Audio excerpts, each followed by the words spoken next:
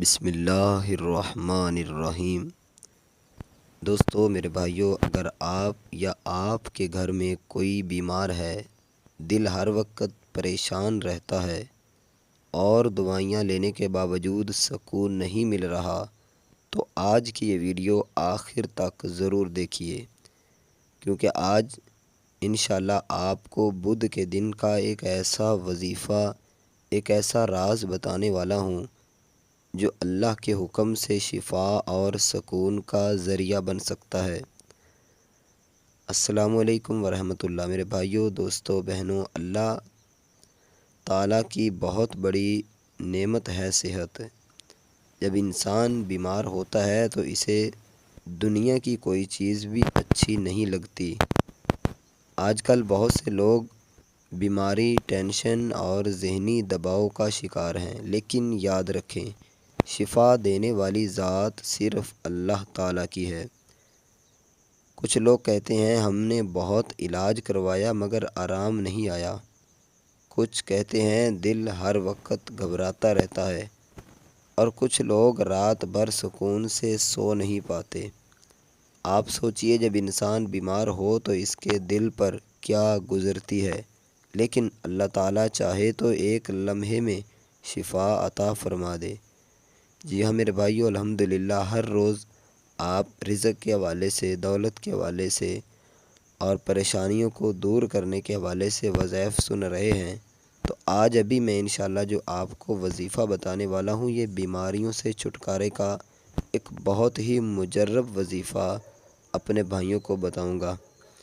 آئیے عمل کی طرف چلتے ہیں۔ عمل کس طرح کرنا ہے اور اس کا کیا طریقہ کار ہے۔ بدھ کے دن فجر کے بعد یا عشاء کے بعد کسی پرسکون جگہ پر بیٹھ جائیں۔ سب سے پہلے آپ نے ایک تسبیح لے لینی ہے، اور اس تسبیح پر پڑھنا ہے یا شافیو، یا کافیو، یا اللہ۔ ٹھیک ہے، ان تین اسماء مبارک کو ملا کر ایک ہو گیا، مثال کے طور پر یا شافیو، یا کافیو، یا اللہ ایک ہو گیا۔ پھر اسی طرح یا شافیو، یا کافیو، یا اللہ 2 مرتبہ ہو گیا۔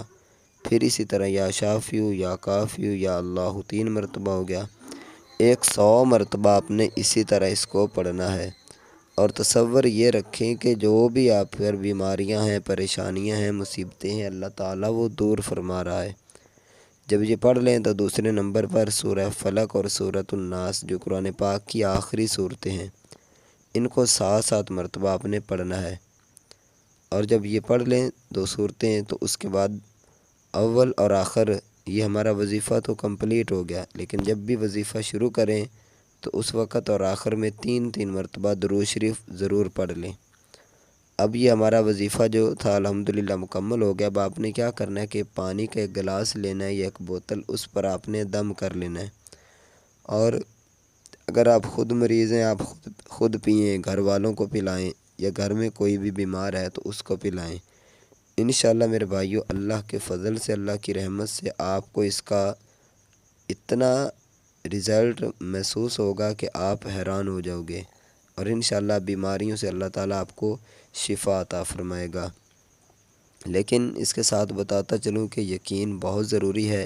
یقین کامل کے ساتھ اگر آپ وظیفہ کرو گے تو انشاءاللہ بہت زیادہ فوائد حاصل ہوں گے، اور صبر کے ساتھ کرنا ہے۔